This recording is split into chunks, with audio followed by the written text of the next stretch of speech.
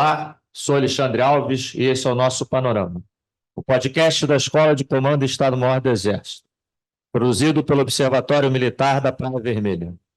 Aqui você ouve temas ligados à defesa, aos conflitos bélicos, à geopolítica e à estratégia. Estamos daqui da Praia Vermelha observando o que acontece de relevante no Brasil e no mundo. Taiwan é uma ilha localizada a cerca de 160 quilômetros da costa sudoeste da China.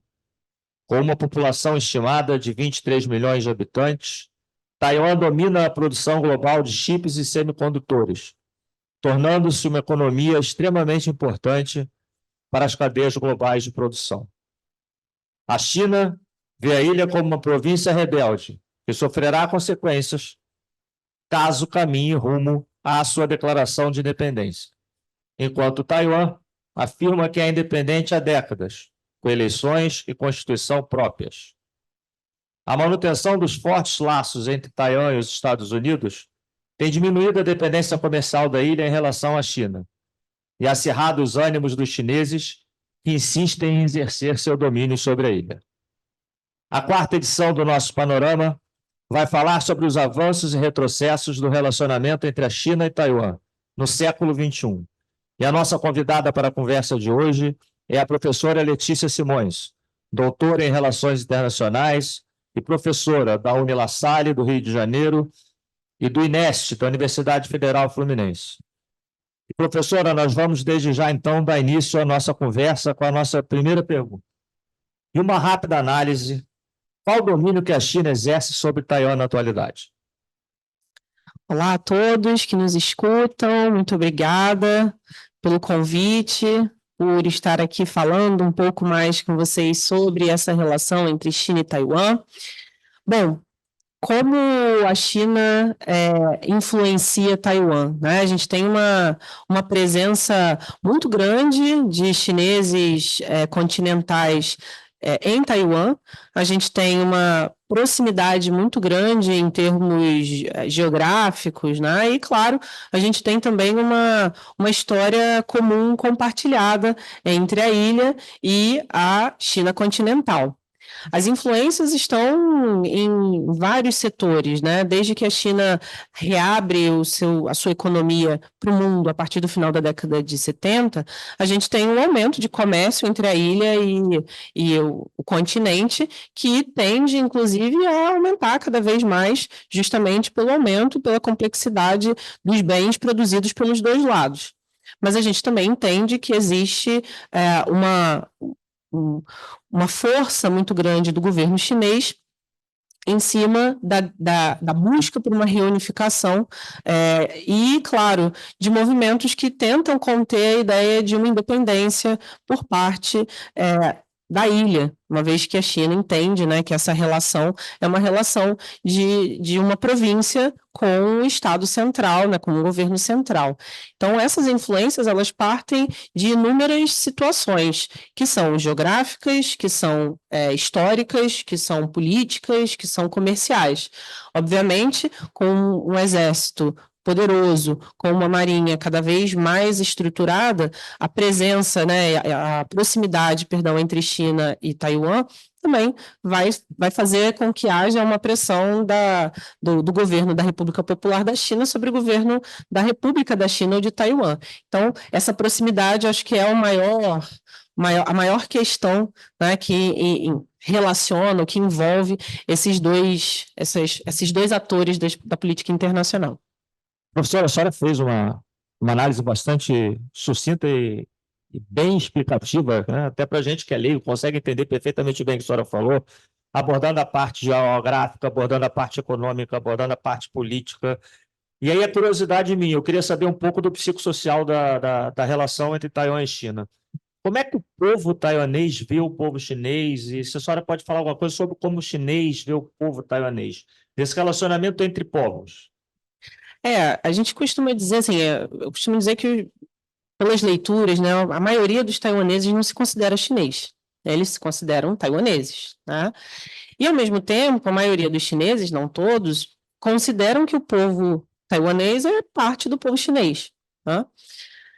Então, existe uma relação ali que é conturbada, né? Porque eles se enxergam, né? Inclusive, os mais antigos, né, digamos assim, entendem que a cultura taiwanesa é a verdadeira cultura chinesa, porque foi a cúpula, a elite, né, a cúpula da República da China, a elite em 49, que saíram lá do continente, se estabeleceram na ilha e levaram consigo uma série de tradições, etc. E muitos deles consideram que a verdadeira cultura chinesa, enfim, está em Taiwan, né, que não sofreu uma série de interferências de um governo, né, entendido aí como um governo dominador por muito tempo, de Mao Tse-tung, etc. Então, assim, eles não se enxergam exatamente como iguais, mas imaginam que existe uma ligação passada entre eles, mas eles não se enxergam como parte de um mesmo povo, pelo menos a maioria, né? Tanto aqueles que desejam independência, quanto aqueles que desejam a reunificação, né? No caso de Taiwan, aqueles que desejam a reunificação são normalmente aqueles que apontam, né, por uma cultura verdadeiramente chinesa que está em Taiwan. Mas a maioria não se enxerga como iguais, né, como parte de um mesmo povo, e justamente por isso não são favoráveis a uma reunificação do lado de Taiwan, enquanto do lado da China a gente vê, né, um povo um pouco mais aberto a essas ideias de que, sim, Taiwan deveria estar dentro da China. Perfeito, professora. Nós vamos entrar um pouquinho agora no contexto histórico do relacionamento entre esses dois países. E nós vemos constantemente nos veículos de imprensa atritos constantes, reportagens constantes entre China e Taiwan. A senhora tem rapidamente como nos fazer uma abordagem histórica de onde vem esse conflito, o porquê desse conflito e até os dias de hoje? Eu sei que o tempo nosso é bastante curto, né? Pedisse o resumo, mas assim, de uma forma bem sumária, né? Qual a origem que tem nesse conflito entre China e Taiwan? Certo. Eu acredito que para a gente, né, destacar essa origem do conflito, a gente pode voltar no século XX, claro. Se a gente tivesse mais tempo, a gente podia voltar mais, né, voltar lá no século XIX, ou até mesmo antes, né, no século XVI ou XVII. Mas se a gente fosse pensar, né, em termos mais recentes, fazendo um recorte mais para essas relações internacionais modernas e contemporâneas, eu diria que esse conflito ele se adensa a partir da saída, né, do fim da Guerra Civil Chinesa, onde o Partido Comunista Chinês ascende ao poder e cria a República Popular da China, e a fuga, né, a retirada da cúpula da República da China do continente, acessando, portanto, a ilha. É a partir daí que a gente vê o aumento das crises no Estreito de Taiwan, né? Vale dizer que até 45, de 1895 a 1945, Taiwan estava na mão dos japoneses. Então, assim que ela retorna para a mão dos chineses, em 45, pouco tempo depois, a gente já tem ali uma cisão, né, entre o continente e a ilha. Então, posso dizer que, fazendo um recorte mais recente, a gente pode voltar lá para esse período da virada da década de 40 para a década de 50, que muita coisa muda na China, né? Inclusive quem é a verdadeira China, enfim, a criação de uma outra China, da República Popular da China, e é justamente por conta dessa cisão que a gente vai ver o aumento dessas tensões, porque a gente tem dois governos, né? Um governo de uma república da China e outro de uma república popular, que se colocam em espaços diferentes, mas muito próximos, e que um quer conquistar o outro. Então, a República Popular da China quer voltar a conquistar todo aquele território do continente, enquanto o continente entende que Taiwan precisa também fazer parte da República Popular da China. E aí a gente tem as crises no Estreito, né, duas na década de 50, uma na década de 90, oficialmente falando. Então, se a gente fosse pensar no adensamento dessas relações conflituosas, eu voltaria minimamente a esse período de cisão entre República da China e República Popular da China, com o aumento das tensões, portanto. Acho que a senhora conseguiu fazer um milagre, pelo menos deu para que a gente tivesse a perfeita compreensão de uma história de quase 2 séculos, Pois é. em 2 minutos. Então, nós vamos voltar agora, professora, para uma análise do que vem acontecendo no cenário atual. E nós já temos consolidado no mundo o fenômeno da globalização. E hoje em dia nós assistimos um outro fenômeno surgir com bastante força, que eu costumo chamar que é o da polarização.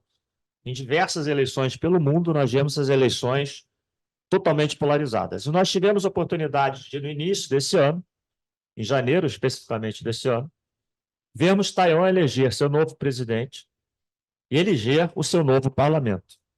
Eu queria que a senhora fizesse para a gente uma rápida análise da repercussão dos resultados dessas eleições, justamente nesse mundo polarizado de hoje. Maravilha. A eleição agora do início do ano, né, do início de 2024, foi uma eleição que opôs o partido de situação, que é um partido mais contrário à reunificação com a China, o partido de oposição, que é um partido mais tradicional dentro de Taiwan, que é o Partido Nacionalista, né, o partido que, de uma certa forma, cria a República Popular, a República da China, né, que cria essa cúpula dentro de Taiwan, e uma terceira via, né, que começa a se constituir enquanto uma opção, uma via média que ainda não tem muita força, mais recentemente. Então, essa eleição, que como você disse, é uma eleição presidencial e parlamentar, coloca aí uma divisão das cadeiras no parlamento que é quase 50-50, né? O partido de oposição, o Kuomintang, o Partido Nacionalista, fica com uma cadeira a mais, né, 52, enquanto o DPP, o Partido de Situação, fica com 51, e a Via Média ainda com poucas cadeiras, né, menos de 10. Bom, o que isso representa, inclusive, para essa relação com os Estados Unidos e com a China, né? Na verdade, a gente tem uma manutenção do que já existia antes. O presidente eleito era vice-presidente da presidente anterior, né, que já era do DPP e que foi eleito em 2016 e permanece no cargo, né, com uma reeleição até agora, 2024, quando passa, né, o bastão, digamos assim, para o seu vice-presidente. Então, de uma certa forma, a gente tem uma continuidade da perspectiva taiwanesa de buscar permanecer num status quo, né? Não ser favorável a uma relação mais próxima com a China, mas, claro, sempre com uma ligação importante, dado, inclusive, as questões de globalização, mas sem fazer muito esforço para que essa reunificação possa vir a acontecer. Não que o Partido Nacionalista pudesse acelerar, né, uma reunificação, mas tem o Partido Nacionalista, o Kuomintang, que é o partido de oposição, tem uma proximidade maior. Ligação maior com o governo Exatamente, chinês. né, uma ligação maior, uma proximidade maior com o governo chinês, justamente, né, por esse passado comum que a gente havia comentado.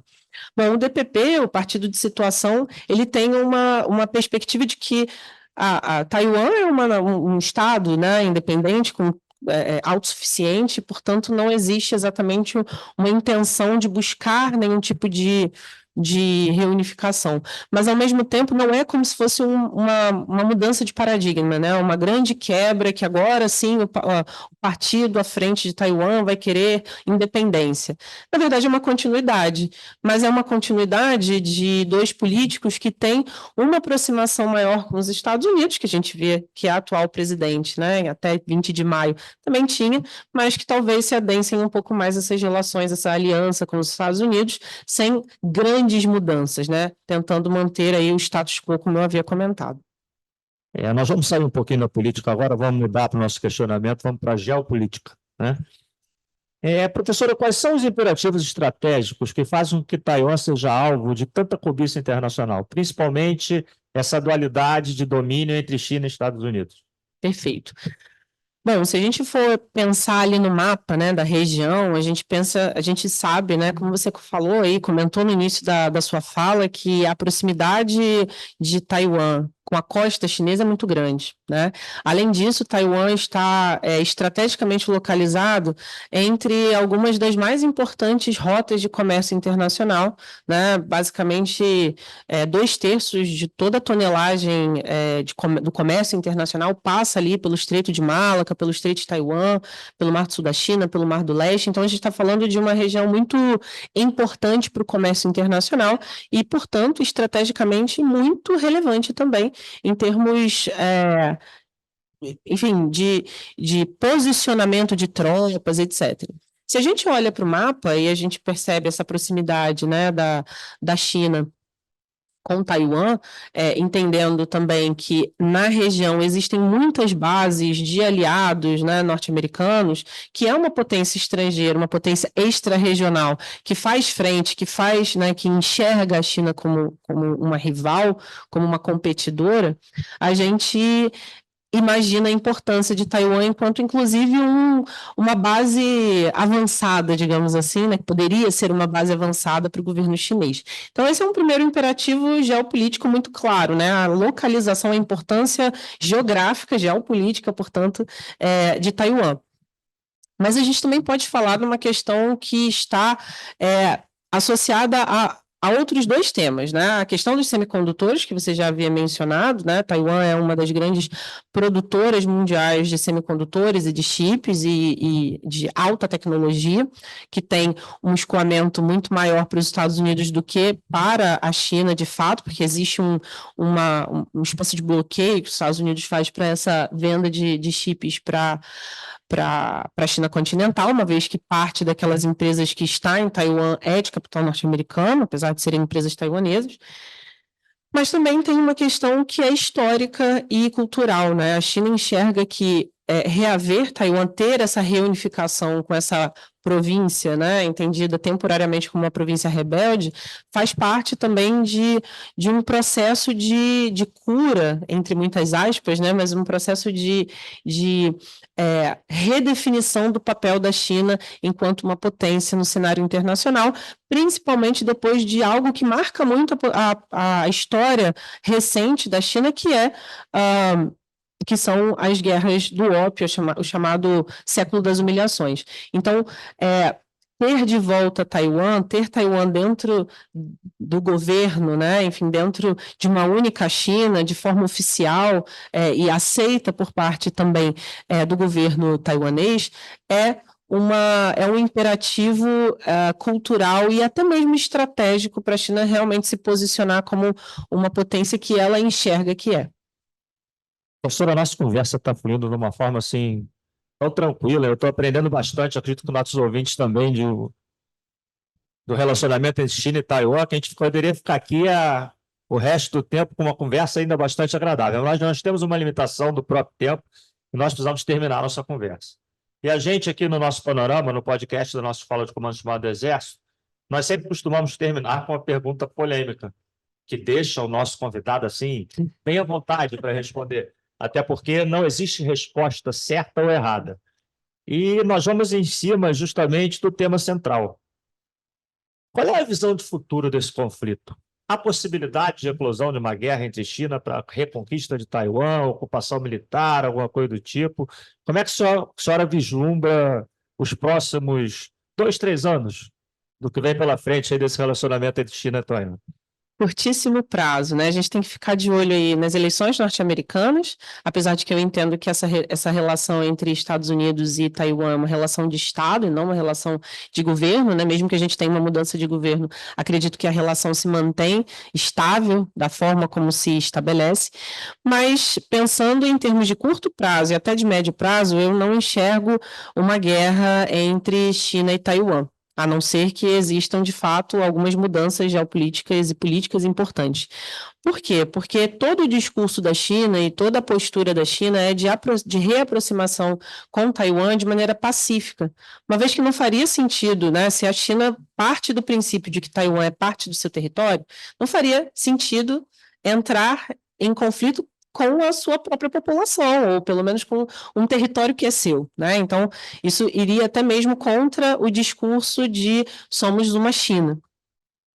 Então, eu não enxergo que essa seria uma postura chinesa, a não ser que a gente tivesse, de fato, uma mudança muito grande em termos do relacionamento com os Estados Unidos, ou então um partido dentro de Taiwan que realmente fizesse uma força muito grande para ser aceito enquanto um Estado independente nos organismos internacionais, etc. Então, a minha percepção é de que nos próximos anos a gente vai continuar vendo um governo chinês que está buscando estabelecer uma relação de proximidade econômica, né, e até mesmo em determinados momentos política, mas principalmente econômica, com Taiwan, buscando uma reunificação pacífica. Caso um conflito acontecesse, ele não seria um conflito apenas entre 2 ou 3 estados, na minha percepção, seria um conflito mundial. Bem, professora, a nossa conversa está muito boa, mas nós temos que realmente terminar. A senhora tem, se quiser, assim, um tempo imenso para validade, 30 segundos para suas considerações finais.